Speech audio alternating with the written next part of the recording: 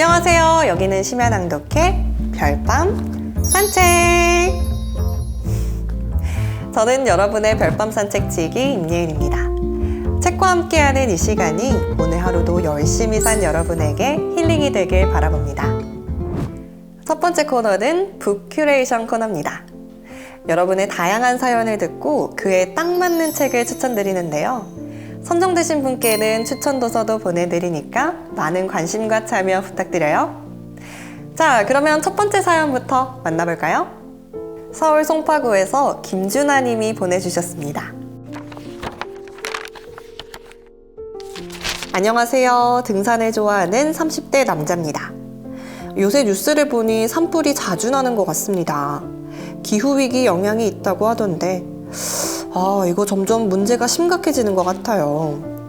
기후위기 시대 우리 삶은 어떻게 달라지게 될까요? 쉽게 이해할 만한 책을 추천 부탁드립니다. 네, 김준아님 사연 보내주셔서 감사합니다. 말씀하신 것처럼 요새 기후변화는 우리나라뿐만 아니라 전 세계적인 관심사기도 하죠. 준하님뿐만 아니라 이 시대 모든 청년들이 읽었으면 하는 그런 책이 있습니다. 바로 서울대 환경대학원 홍종호 교수의 기후위기 부의 대전환입니다.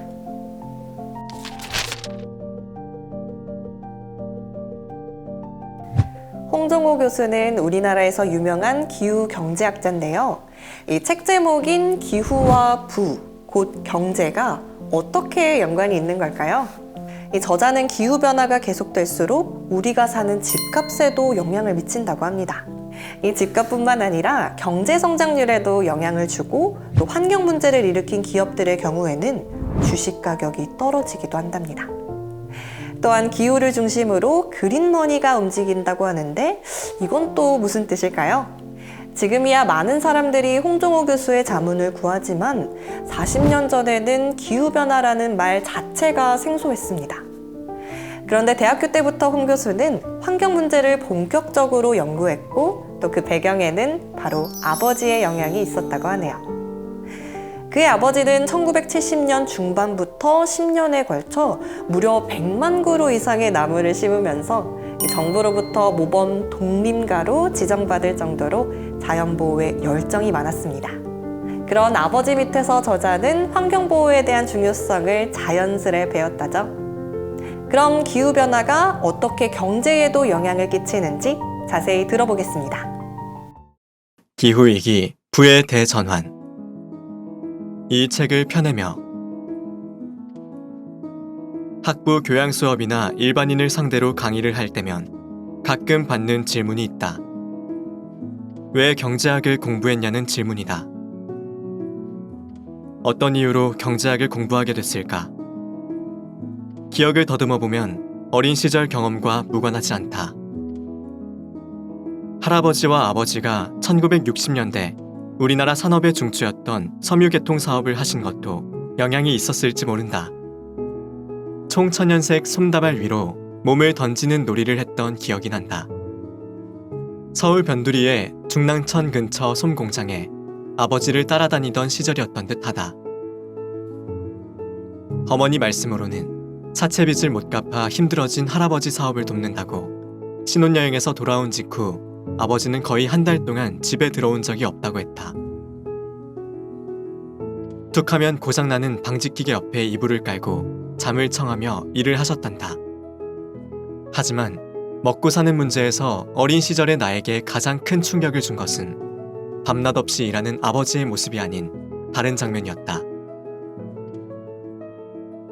대문 두드리는 소리가 나서 뛰어나가 문을 열었다. 얼굴이 시커멓고 다 헤어진 옷을 입은 누군가가 손에 깡통을 들고 서 있었다. 내 기억에 남아있는 최초의 거지 아저씨 모습이다. 너무 놀란 나는 얼른 엄마 치마 뒤로 가 숨었다. 아저씨가 밥을 달라고 했던 것 같다. 엄마는 부엌으로 들어가 솥에서 밥을 퍼 아저씨가 들고 있는 깡통 안에 넣어주었다. 나중에 어렴풋이 떠오르는 부엌 모습을 말씀드리니 어머니는 내가 대여섯 살이던 무렵 우리 가족이 뚝섬에 살던 때인 것 같다고 했다. 당시 뚝섬에는 쓰레기 매립장이 있었다. 쓰레기 더미 위에 모여든 파리들을 고무줄로 잡으면서 놀았던 기억이 있다. 대문 앞에서 거지 아저씨를 본 순간 두 가지 감정이 교차했다. 무서운 마음과 불쌍한 마음. 모습이 흉측했는지는 모르겠으나 엄마에게로 도망간 것을 보면 무서웠던 것이 틀림없다. 그런데 엄마가 밥을 주고 나니 고개를 숙이며 멀어져가는 아저씨 모습을 보면서 불쌍한 마음이 없어지지 않았다. 왜 저 거지에게는 밥이 없는 걸까? 잠은 어디서 자나? 또 찾아오려나? 이런 생각들이 꼬리를 물었다. 누구는 왜 저렇게 어렵고 힘들게 사나 하는 생각을 어렴풋이 했던 것 같다. 좀 더 철이 들면서 나는 장래희망을 사업가로 정했다. 돈을 많이 벌고 싶었다. 왜? 내가 번 돈으로 거지 없는 세상을 만들고 싶었으니까. 거지에게 밥을 많이 주고 싶었다. 그러나 이 꿈은 중학교 2학년의 어느 순간 내가 돈을 번다는 건 남의 돈을 가져오는 것인데 남의 돈으로 남을 돕는다는 건 모순이라는 생각에 사로잡히면서 접고 말았다. 어떤 계기로 그 시절 이런 극단적인 제로섬 게임을 생각했는지 지금도 궁금하다. 내가 국민학교에 입학할 즈음 아버지 사업이 나아졌고 우리 가족은 신당동으로 이사했다. 무슨 이유였는지 집에서 한참 떨어진 장충동까지 가서 놀았다. 골목길에서 빠삐놀이와 공차기를 했다. 우주소년 빠삐라는 만화 영화가 최고 인기였을 때 나와 친구들은 빠삐가 차고 있던 목걸이를 흉내내며 놀았다. 어느 날은 공차기를 하다 공이 근처 집 담장을 넘어갔다. 담장은 높았다. 내가 대표로 초인종을 눌러 공을 찾으러 들어갔다. 난 세상에 태어나 그렇게 큰 집은 처음 보았다. 초록빛 잔디밭이 내 눈앞에 펼쳐졌고 공은 잔디밭에 놓여 있었다. 황급히 공을 주워 나오려는데 자동차가 세워진 차고가 보였다. 차가 한 대가 아니었다. 한 대, 두 대, 세 대, 자그마치 6대나 있었던 것으로 기억한다. 크기는 또 얼마나 크던지. 나는 집에 돌아와 아빠, 엄마에게 내가 겪은 일을 얘기했다. 아빠가 말씀했다. 종호야, 아마 그 집은 우리나라에서 가장 잘 사는 그분 집이 아닌가 싶다. 차 모양을 이야기했더니 그건 벤츠라는 외제차일 거라고 설명해 주셨다. 아버지의 추정이 맞는다면 나는 우리나라에서 가장 큰 사업체를 운영하던 그분의 집에 들어가 본 셈이다. 어린 시절 목격한 깡통든 거지와 대궐 같은 집의 잔영은 내 속에 깊이 자리 잡았다. 중학교 입학 후 나는 사업가의 꿈을 접고 의사가 되겠다고 마음먹었다. 인간을 살리는 가장 고귀한 일이라는 생각이 들어서였다. 그래서 슈바이처의 일대기를 탐독했다. 그러나 고등학교 때 접한 물리와 화학이 너무 어렵고 재미없어 이과 공부에서 멀어지고 말았다. 대신 내가 태어난 나라의 경제 발전에 기여하고 싶다는 포부가 생겨 고등학교 1학년 말 경제학 교수가 되겠다고 결심했다. 하지만 막상 대학에 입학하니 이기심, 극대화와 같은 단어로 점철된 경제학 교과서에 회의가 느껴질 뿐이었다. 학업에 흥미가 생기지 않았고 심지어 몇 번이나 경제학 공부를 그만둬야겠다고 생각하기도 했다. 방황하는 경제학도로서 내가 유독 환경 문제를 마음에 두게 된 시기는 대략 학부 3학년 말경이다. 대학 졸업을 앞두고 어떤 길을 찾을 것인가 고민하다가 환경 문제로 관심이 옮아갔다. 당시 우리나라에서는 생소한 학문 분야였던 환경 경제학을 내가 업으로 삼게 된 계기는 무엇이었을까? 돌이켜 생각할수록 아버지를 빼고는 설명할 수 없을 듯하다. 아버지는 나에게 무서운 분이었다. 자라면서 아버지에게 칭찬을 들은 기억이 없다. 성적을 잘 받아와도 별 말씀이 없었다. 어머니에 따르면 장손인 내가 태어났는데도 아버지는 나를 제대로 한번 안아준 적이 없었다고 한다. 그 대신 나를 혼내고 야단쳤다. 아버지가 매를 든 주된 이유는 나와 동생들의 싸움이었다. 나이 촘촘한 삼형제가 한 집에 있다 보니 재미있게 놀다가도 한순간 주먹 다짐하는 일이 종종 있었다. 그러면 이유 불문하고 우리는 아버지에게 크게 혼이 났다. 국민학교 2학년 어느 날, 나는 동생을 꼬드겨 아버지가 남긴 담배꽁초를 함께 피웠다. 아빠가 저걸 피우는 걸 보니 분명 좋은 것일 거라고 동생을 유혹했다. 연기를 삼킨 순간 기절한 우리는 깨어난 후 아버지로부터 치도곤을 당했다. 이때 경험한 담배 연기의 충격 때문인지 나는 평생 담배를 입에도 대지 않았다. 1975년, 내가 6학년일 때 우리 가족은 아버지를 따라 충청남도 금산군 남일면을 찾았다. 우리에게는 아무 연고가 없는 곳이다. 아버지는 150만 평에 달하는 거대한 산에 나무를 심겠다고 선언했다. 나무 심기는 아버지 평생의 꿈이었다. 아버지가 어렸을 때 과수원을 잠시 일구었던 할아버지의 영향을 받았을 것이다. 가정 환경 탓에 아버지는 10대 시절을 참 외롭게 보냈다. 한 번은 다락방 구석에서 아버지가 고등학교 시절 공부했던 영어 문법책을 발견했는데 책 안쪽 표지에는 투박한 글씨로 I only believe in myself 라는 문구가 적혀 있었다. 아버지는 정성을 쏟는 만큼 그대로 보답해주는 나무 한 그루를 마음속 유일한 위안거리로 삼았는지도 모른다.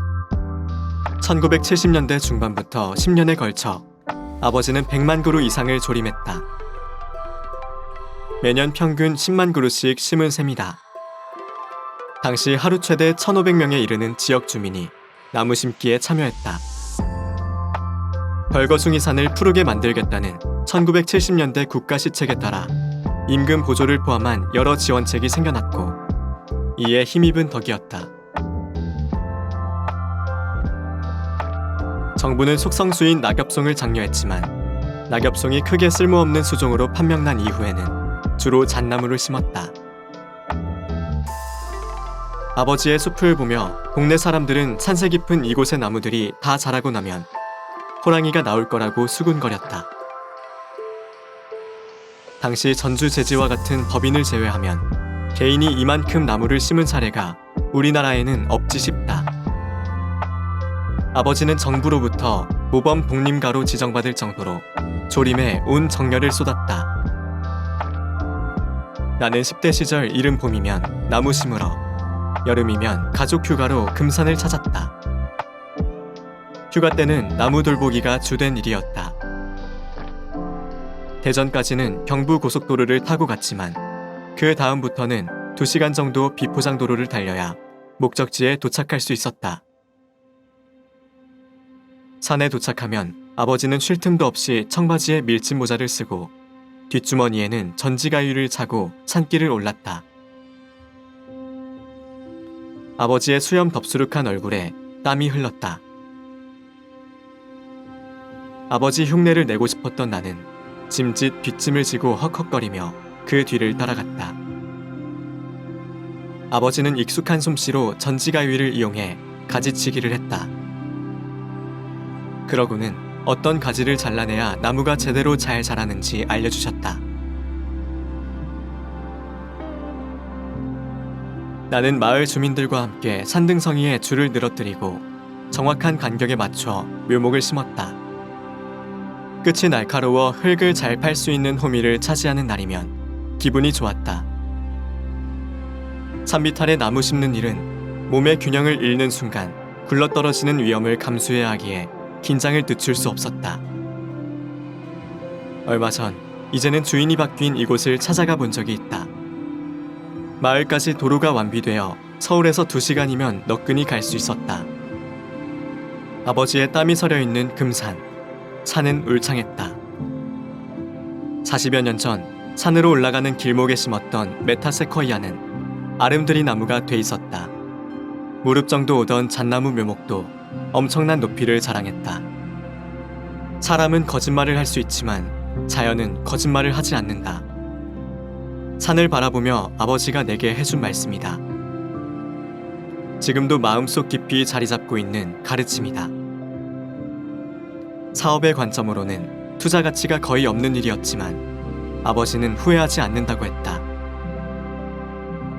믿을 사람은 자기 자신밖에 없는 외로운 인생이라고 여긴 아버지에게 나무는 무한한 신뢰를 보낼 수 있는 대상이었다. 열심히 심고 아끼고 가꾸면 산은 개인과 나라의 많은 혜택으로 보답하리라고 확신했다. 아버지는 환경과 경제는 순환한다는 환경경제학의 대명제를 이미 평생의 체험으로 알고 있었다. 5살 때 우리 집 문을 두드리며 밥을 구걸했던 거지의 모습이 나를 경제학의 세계로 안내했다면 초중고 때 아버지와 함께한 나무 심기 순례는 환경의 소중함을 마음속에 심어주었다. 대학 4학년 초, 이 땅의 공해 문제라는 제목으로 학내 학술 심포지엄이 열린다는 광고지를 보고 홀린 듯 행사장을 찾았다. 발표자의 마지막 말이 나의 귀를 때렸다. 공해는 저희 같은 자연과학도보다 사회과학도가 탐구해야 할 문제입니다. 맞아. 결국 환경오염은 인간의 경제활동 때문에 생기는 것이니 당연히 경제학도가 관심을 가져야지. 학부 내내 경제학에 대한 기대와 회의가 교차해 미래를 고민하던 나에게 한 줄기 서광이 비치는 듯했다. 비인간적이고 고답적인 경제학에 대한 실망에서 벗어나 착하고 실천하는 경제학을 추구하고 싶다는 열망이 생겨난 순간이었다. 기후변화는 미래가 아닌 현재다. 지금부터 34년 전인 1989년, 나는 박사과정에 갓 입학한 대학원생이었다. 경제학 학위과정 1년 차면 예외 없이 수강하는 미시경제학과 거시경제학, 계량경제학을 공부하느라 정신없이 바쁜 시간이었다. 하루는 건물 복도 게시판에 붙어있는 공지문 하나에 눈이 갔다. 새로운 수업으로 지구온난화에 관한 학제간 세미나가 시작된다는 내용이었다. 환경 문제를 경제학을 통해 연구하고 싶어 박사과정에 들어왔지만 지구온난화라는 말은 생소했다.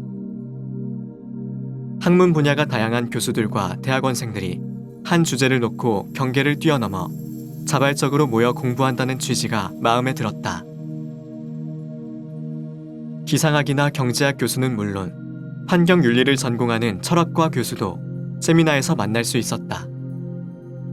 나는 이 모임에 빠지지 않고 참석했다. 세미나 참석자는 돌아가면서 발표를 해야 했다. 이윽고 차례가 다가왔지만 박사과정 1년 차에 내 이름이 들어간 연구가 있을 리 없었다. 기후 문제를 다룬 경제학 논문을 뒤졌다. 지구온난화가 농업 생산성에 미치는 영향이라는 주제가 흥미로웠다. 지구온도가 올라가면 세계 지도에 나와 있는 곳곳에서 희비가 갈리게 된다. 추웠던 땅에서는 새롭게 농사를 지을 수 있으니 이득이지만 어떤 곳은 너무 뜨거워져 더 이상 농작물을 키울 수 없게 된다. 어디가 유리하고 어디가 불리할까? 전 세계를 몇 개 지역으로 나누어 온난화 영향을 정량적으로 분석한 논문들이 눈에 띄었다. 1980년대 초부터 경제학자들은 연산 가능한 일반 균형 모형이라는 컴퓨터 시뮬레이션 기법을 개발, 본격적으로 사용하고 있었다. CG의 모형은 경제학 분야 중 재정학이나 국제경제학에서 정책 효과를 분석하는 도구로 사용되어 왔는데 이것이 지구온난화에 따른 경제적 파급 효과를 분석하는데 응용되고 있었던 것이다. 교수와 동료 대학원생 앞에서 나는 익숙하지 않은 영어로 이 분야의 문헌과 연구 결과를 소개했다. 어느 날 기상학을 전공하는 교수의 발표가 있었다. 이제는 더 이상 사용하지 않는 오버헤드 프로젝터에 투명 필름을 올려놓고 지구온난화의 경향성을 설명했다. 인간이 배출하는 온실가스로 인해 장기적으로 지구 온도는 상승할 것이며 그 과정에서 변동성은 더 커질 것이라고 예측했다. 극심한 더위와 추위가 반복해서 찾아올 수 있다는 말이다. 정말 그런 일이 일어날까 싶어 호기심 반 의구심 반으로 강의를 들었던 기억이 난다. 그 교수의 주장을 접한 지 30여 년이 지났다. 최근 나는 기후학 분야의 논문 한 편을 읽었다. 저자들은 기후가 온실가스에 민감할수록 기후 변동성이 커질 수 있음을 최신 모형을 통해 보여준다. 논문은 21세기를 지나는 동안 극단적 더위와 온난화가 주춤하는 틈새 시기가 공존할 수 있음을 시사한다. 과연 인류는 지구온난화의 변화무쌍한 진폭과 속도에 맞춰 살아갈 수 있을까? 아니면 극심한 혼란과 천문학적 경제 피해라는 경착륙을 맛보게 될까? 1980년대 후반 통용되던 지구온난화라는 용어는 그 후 좀 더 일반화된 개념인 기후변화로 진화하였고, 최근에는 기후위기와 기후비상사태, 심지어 기후재앙이라는 신조어까지 나왔을 정도니 기후 문제가 얼마나 심각해졌는지 알 수 있을 것이다. 내가 대학원에 진학하던 무렵 미국에서는 기후변화의 진실을 알아내기 위한 과학계의 노력이 정치권의 관심을 불러일으켰다. 결정적 계기는 1988년 제임스 한센 박사의 미 상원 청문회 증언이었다. 한센 박사는 미국 항공우주국 고다드 우주연구소 소장으로서 의회 내 에너지 및 자연자원위원회에 출석하여 지구온난화의 심각성을 설파했다. 상원에서 전문가가 말하다 지구온난화는 이미 시작됐다. 1988년 6월 24일자 뉴욕타임스 일면 머리기사 제목이다. 기사는 기상 관측이 시작된 과거 130년 동안 지난 5개월만큼 지구가 더웠던 기간은 없었다. 이는 자연 요인이 아닌 이산화탄소를 포함한 인위적 오염물질이 대기 중에 누적되는 현상에서 기인한 것이 확실하다라는 한센 박사의 말을 인용하고 있다. 이 청문회에 참석했던 여러 국회의원들은 지구온난화 속도와 피해를 줄이기 위한 대대적인 노력이 시급하다고 강조했다. 당시 세계에서 온실가스 배출량이 가장 많았던 미국의 연방의회가 지구온난화를 본격적으로 의제화한 것이다. 대학원에 진학해서 환경, 자원, 경제 분야를 전공하고 싶다는 얘기를 꺼냈을 때만 해도 주위 사람들은 만류했다. 그 분야에 대한 학문적 수요는 당분간 없을 것이라고 했다. 밥을 굶을 것이라는 충고도 들었다. 하지만 1994년 박사학위를 받은 후 그해 가을 나는 한 국책 연구기관에 입사할 수 있었다.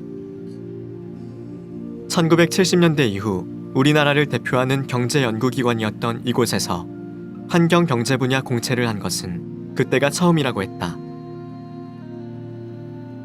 사람들은 나에게 운이 좋았다고 했지만 나는 내가 정말 하고 싶은 공부를 했을 따름이었다. 시대가 바뀌어 당시 내 전공 분야에 대한 수요가 생긴 데는 두 가지 이유가 있다. 1991년 국내에서는 한 전자장비 공장의 유독성 물질이 낙동강으로 흘러들어가 수돗물을 오염시켰던 낙동강 페놀 오염 사건이 일어났다. 낙동강을 식수원으로 하는 영남권 주민 500만 명이 피해를 입었다. 당시 유학생이었던 나는 일주일에서 열흘 정도 늦게 배달되는 한국발 신문을 학교 도서관에서 접했다. 페놀 사건 관련 사진이 일면 톱기사를 수차례 장식했다. 이 환경사고가 우리 국민에게 준 충격은 상상 이상이었다.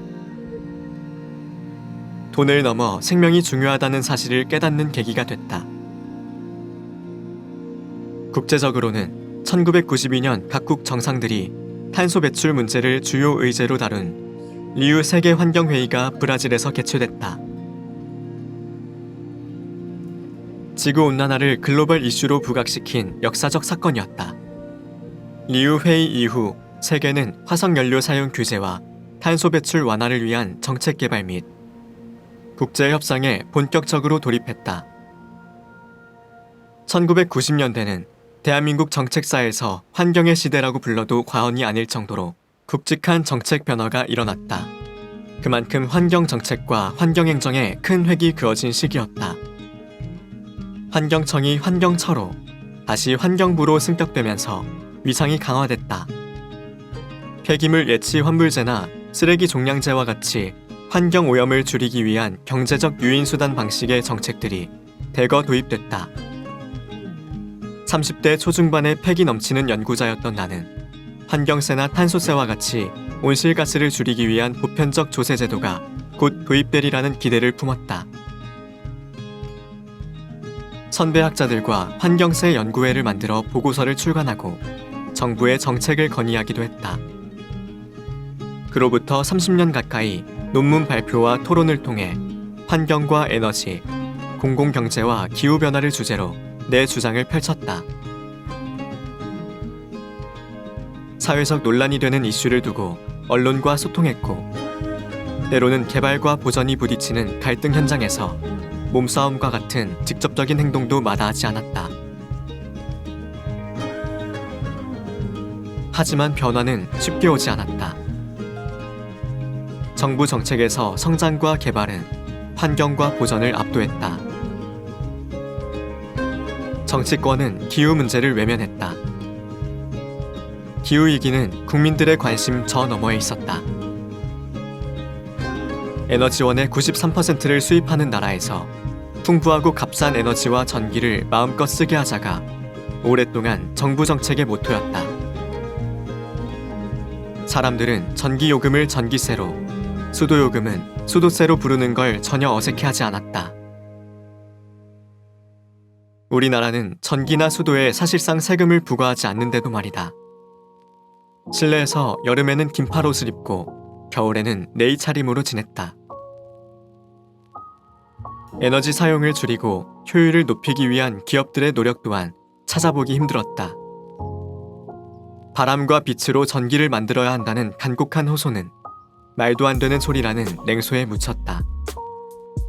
어느덧 우리나라는 이산화탄소 배출량 증가 속도 OECD 국가 1위, 재생에너지 발전비 중 OECD 국가 꼴찌, 이산화탄소 총 배출량 세계 7위 국가가 돼 있었다.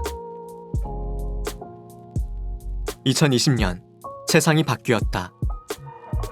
무시무시한 전염병이 지구를 강타했다. 인류는 질병위기, 경제위기, 기후위기라는 3중 복합 위기를 겪으며 벼랑 끝으로 내몰렸다. 코비드19라고 명명된 신종 바이러스는 예측 불허의 전파력으로 질병과 죽음을 불러왔다. 바이러스 확산을 막기 위한 이동과 접촉 제한 조치로 경제활동은 순식간에 얼어붙었다. 대기 중에 누적된 온실가스는 폭염과 산불, 홍수와 가뭄을 가져왔다. 유럽은 40도가 넘는 폭염에 시달렸고, 호주는 대한민국 국토의 2배가 넘는 면적이 불에 타는 재앙을 겪었다. 파키스탄에서는 국토의 3분의 1이 물에 잠기며 1600명 이상이 사망했다. 세계 인구의 2.8%를 차지하지만 온실가스 배출량 비중은 0.5%에 불과한 파키스탄 사례는 기후위기 피해의 국가 간 불평등을 보여준다. 더욱 무서운 사실은 이 세 가지 위기가 서로 물고 물리는 순환관계에 있다는 점이다. 지구온도 상승은 야생동물의 생존율을 높이고 이동 반경을 확대하면서 인수공통 감염병 확산을 가져왔다. 글로벌 감염병은 관광업과 요식업, 항공업과 물류업을 마비시키고 일자리를 빼앗아버렸다. 경제가 어려워지면 개도국에서는 석탄 사용이나 벌채처럼 기후 위기를 악화시키는 행위가 늘어날 가능성이 높다. 이러한 악순환의 밑바닥에 탄소 기반 경제가 자리 잡고 있는 것이다. 우리나라도 예외가 아니다. 2018년 여름, 한반도는 최악의 폭염에 노출됐다. 서울 39.6도, 강원도 홍천 41도를 기록한 그해 8월 1일을 잊을 수 없다. 기상 관측 이래 역대 최고 기온을 기록한 날이다. 그로부터 2년 후인 2020년 여름, 이 땅은 최장 장마의 고통을 견뎌야 했다. 부산 시내가 물에 잠겼고 전남 구례장터가 물바다로 변했다. 54일간의 장마는 우리 국민에게 기후변화가 먼 나라 이야기가 아닌 당장 나와 내 가족이 겪을 수 있는 엄중한 현실임을 각인시켰다. 코로나라는 질병위기와 홍수라는 기후위기가 한데 뒤엉켜 우리 삶을 뒤흔들었다. 기후 위기를 확인해 주기라도 하듯 2022년 초에는 강원도를 중심으로 거대한 산불이 번졌고 겨울 가뭄에 바람까지 불어 산불은 걷잡을 수 없이 커졌다. 근처에 있는 원자력 발전소와 LNG 저장 탱크에 불길이 번지지 않도록 산림청은 온 힘을 짜내야 했다. 폭염과 홍수, 산불을 연이어 겪으면서 한국 사회는 기후 변화의 심각성을 온몸으로 체험했다. 기후 문제를 새로운 차원으로 바라보는 개인과 공동체, 기업과 정치인이 이 땅에 생겨나고 있다. 기후 위기를 애써 부정하거나 피하기보다는 부딪혀 이겨내고 적극적으로 가치를 창출하자고 외치는 부류다. 이들은 환경 보전과 경제 성장을 제로섬으로 생각하지 않는다. 오히려 반대다. 적극적인 기후 정책이 경제 발전의 원천이 될 수 있다고 믿고 행동한다.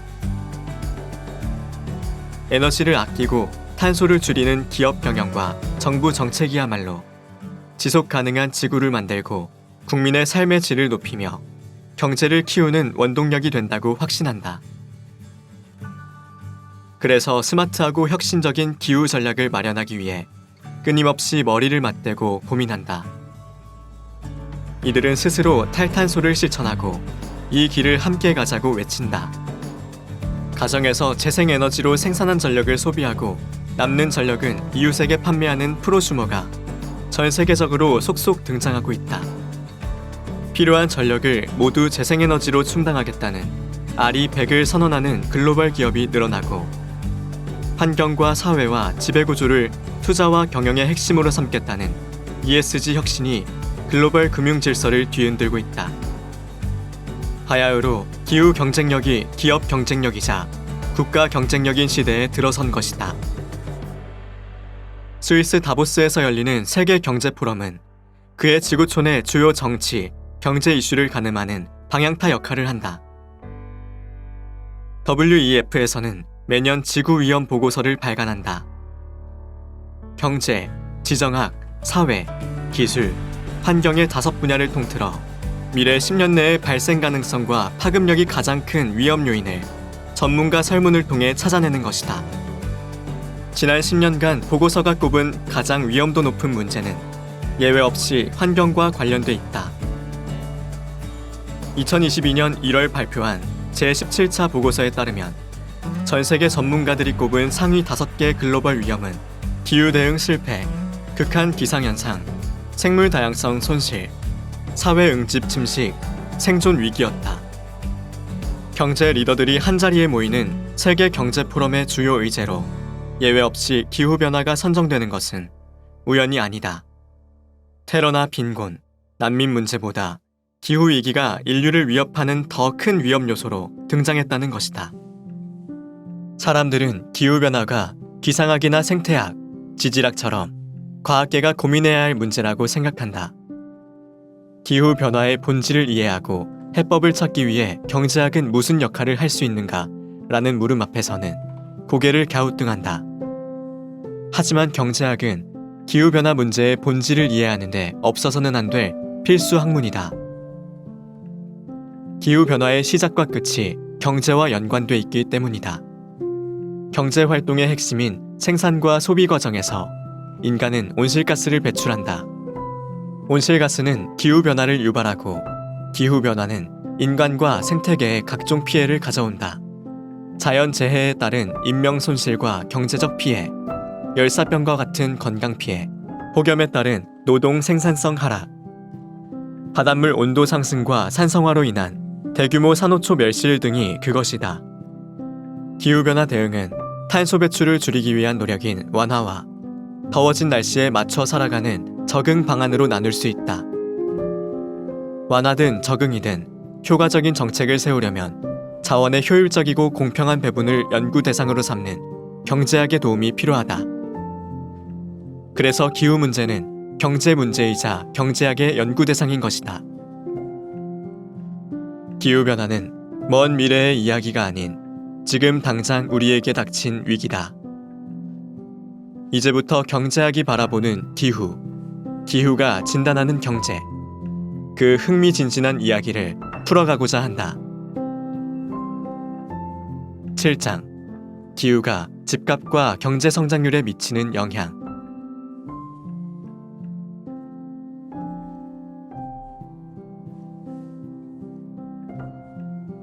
저는 에코 이코노미스트, 환경과 경제를 함께 고민하는 경제학자입니다. 환경과 경제라는 단어가 붙어 있는 것을 의아하게 여기는 분들이 있습니다. 환경과 경제는 상충된다는 선입견 때문이죠. 그러나 사실은 전혀 그렇지 않습니다. 환경과 경제는 때려야 뗄 수 없을 정도로 밀접한 관련이 있습니다. 왜 그럴까요? 대표적인 환경 문제인 기후변화를 예로 들어보겠습니다. 기후 문제의 원인, 결과, 해결 방법 모두 돈, 다시 말해 경제활동과 연결돼 있습니다. 한마디로 기후의 시작과 끝이 돈과 관련돼 있다는 것이죠. 돈을 벌고 돈을 사용하다 보니 탄소가 발생해서 기후 문제가 생기고 그 결과 우리는 폭염과 가뭄, 홍수로 인해 경제적 피해를 입게 되며 이걸 해결하려면 개인이든 기업이든 정부든 돈을 쓸 수밖에 없습니다. 여러분께 질문 하나를 드리겠습니다. 다음 중 기후와 관계없는 단어를 찾아보세요. 기생충, 집값, 시험 성적, 경제 성장률, 아기 울음소리, 우울증, 치매, 야구. 집값이나 야구는 기후와 무관하지 않나 생각하실 수도 있을 겁니다. 하지만 여기 있는 단어들은 모두 기후와 관련이 있습니다. 놀라셨나요? 먼저 기생충에 대해 얘기해 보겠습니다. 비가 쏟아지는 어느 날, 부잣집 아들 다송은 드넓은 마당에 인디언 텐트를 치고 놉니다. 유명 건축가가 지었다는 집 안 거실에서 부모는 그 모습을 흐뭇한 눈으로 지켜보고요. 반면 반지하에 사는 기택의 집은 상황이 다릅니다.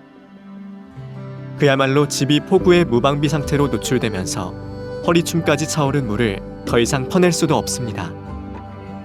기후변화로 폭우가 빈번하게 발생한다면 소득과 자산 양극화에 따라 계층별로 피해 정도가 극명하게 갈릴 것임을 보여주는 장면입니다. 실제로 2021년 가을, 기록적인 폭우와 돌발 홍수가 뉴욕을 덮치며 50여 명이 목숨을 잃었습니다. 예기치 못한 자연재해는 연령, 성별, 계층에 상관없이 곳곳을 쑥대밭으로 만들지만 뉴욕의 폭우 피해에서 눈여겨볼 점은 사망자의 80%가 지하층에 거주하는 저소득층이었다는 사실입니다. 기초과학연구원과 미국 국립대기연구센터는 최근 80년 후의 지구 기상이라는 SF 영화와 같은 연구 결과를 내놓았는데요. 지금보다 남극의 넓이가 42%가량 쪼그라드는 80년 뒤에는 일부 지역에서 하루 800mm가 넘는 물폭탄이 종종 쏟아질 것이라고 합니다. 더 이상 영화 기생충 속 적나라한 아픔이 영화 속 상상에만 그치지 않으리라는 전망입니다. 빈부격차는 기후 문제에도 있다. 하버드 대학 연구팀은 기후가 부동산 시장에 미치는 영향에 관한 흥미로운 논문을 발표했습니다. 이 연구는 이른바 기후 젠트리피케이션을 본격적으로 다룬 논문으로 유명합니다. 원래 젠트리피케이션은 도심에 있는 낙후 지역이 경제적으로 활성화되면서 외부인과 돈이 유입되는 현상을 일컫습니다. 그 결과 부동산 가격과 임대료가 상승하여 원래 살고 있던 저소득 주민이 외지로 밀려나게 되는 거죠. 이것이 기후 문제와 관련이 있다는 겁니다. 논문은 기후 젠트리피케이션이 일어날 가능성을 3가지 경로로 설명합니다. 기후변화로 해수면이 상승하면 해안가 주거지의 침수 위험이 높아집니다. 그 다음에는 어떤 일이 생길까요? 침수 위험에서 자유로운 고지대에 위치한 지역의 집값이 오르게 됩니다. 상대적으로 더 안전하다고 느낄 테니까요. 그러다 보니 해안가 고급 주택에 살던 고소득층이 고지대로 거주지를 이전하면서 기존에 살던 주민들을 외지로 밀어내는 일이 발생한다는 겁니다. 저자들은 이를 고소득층의 우월한 투자 경로에 따른 젠트리피케이션 현상이라고 불렀습니다. 미국 플로리다주 남쪽 해안가에 있는 마이애미시를 살펴볼까요? 이곳은 미국에서도 허리케인이 가장 많이 발생하는 지역입니다. 흥미로운 사실은 바다에 노출된 거주지에 비해 상대적으로 높은 위치에 있는 지역의 집값이 빠르게 상승한다는 것입니다. 이 지역의 인기를 반영하듯 지난 수십 년에 걸쳐 마이애미 데이드 카운티 내 주택 가격은 전반적으로 꽤 올랐습니다. 여기서 눈여겨볼 것은 높은 위치에 있는 집값의 상승폭이 더 컸다는 사실입니다. 1971년을 기준으로 현재까지 해발 0에서 1m에서 집값이 8배 오른 데 비해 해발 2에서 4m에서는 그보다 높은 11.5배에 상승했습니다. 과학자들은 향후 50년 내 이곳에서 해발 30cm 이하 거주지는 물에 잠길 것으로 예상하고 있습니다. 반대의 경우도 있습니다. 기후 위험이 높은 지역에 거주하려면 비 피해를 줄일 수 있는 개인적인 투자가 필요합니다. 예를 들어 거주할 주택의 기초단을 2, 3m 높여 집을 짓는다거나 집 주위로 방수벽을 설치하는 방법이 있겠지요. 그래야 비가 많이 오더라도 집안이 물바다가 될 가능성이 낮아질 테니까요. 이런 지역에 살게 되면 손해보험이나 주택 수리, 교통비 등의 비용이 더 들 수도 있습니다. 저소득층 가구에는 감당하기 힘든 경제적 부담이 되겠죠. 결국 이들은 살던 지역을 떠나게 됩니다. 이것이 논문에서 말한 비용 부담 경로로 발생하는 젠트리피케이션입니다. 대표적인 사례로 물의 도시로 유명한 베네치아시를 들 수 있습니다. 이곳은 이탈리아 북부 베네치아만 안쪽 습지에 있는 도시입니다. 지반이 단단하지 않다 보니 수많은 나무 기둥을 깊이 박고 그 위에 대리석을 깔아 도시를 만들었습니다. 5세기경부터 도시 건설이 시작됐다고 하니 당시로서는 엄청난 투자와 노력을 들인 게 분명합니다. 지난 1600년 동안 베네치아는 크고 작은 비 피해에 노출됐습니다.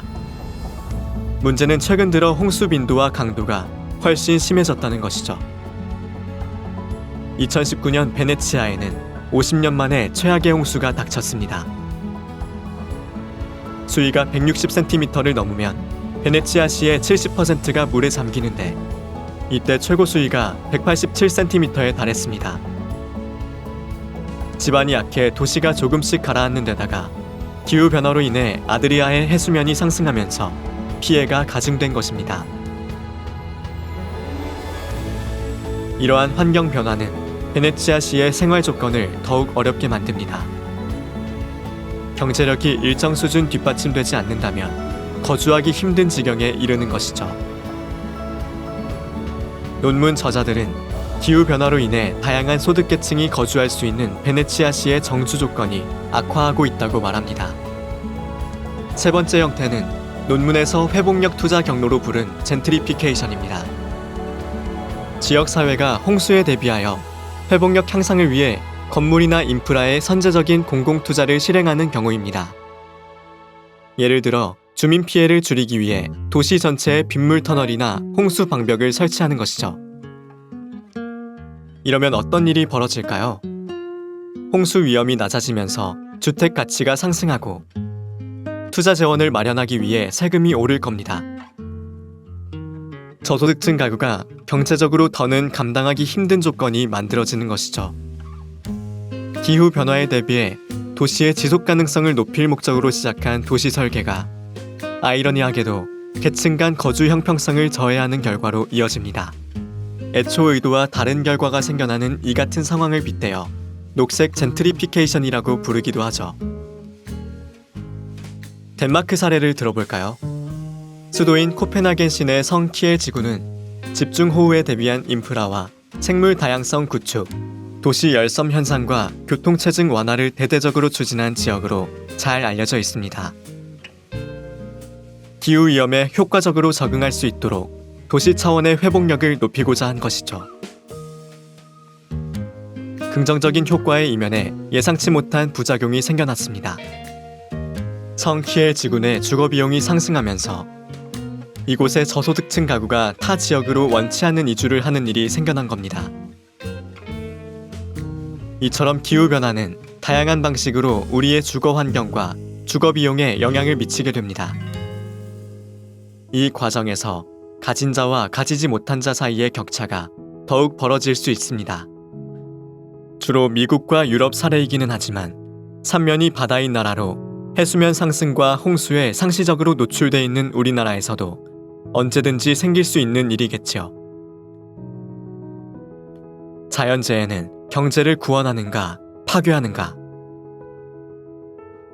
기후는 한 나라의 경제 성장에도 영향을 미칩니다. 이 흥미로운 주제에 대해서도 그동안 적지 않은 연구가 이루어졌죠. 연구 결과는 다양합니다. 자연재해의 경제적 피해가 생각보다 크지 않을 뿐 아니라 오히려 창조적 파괴를 통해 경제 성장을 촉진할 수 있다는 역설적 가설을 지지하는 연구들이 있습니다. 예를 들어볼까요?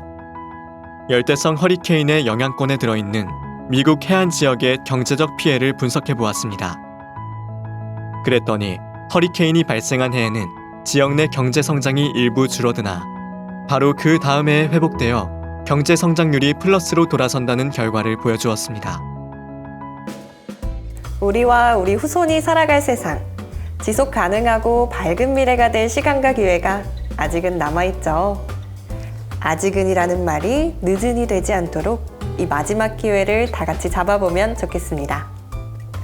그럼 저는 다음 시간 또 좋은 책으로 찾아오겠습니다. 감사합니다.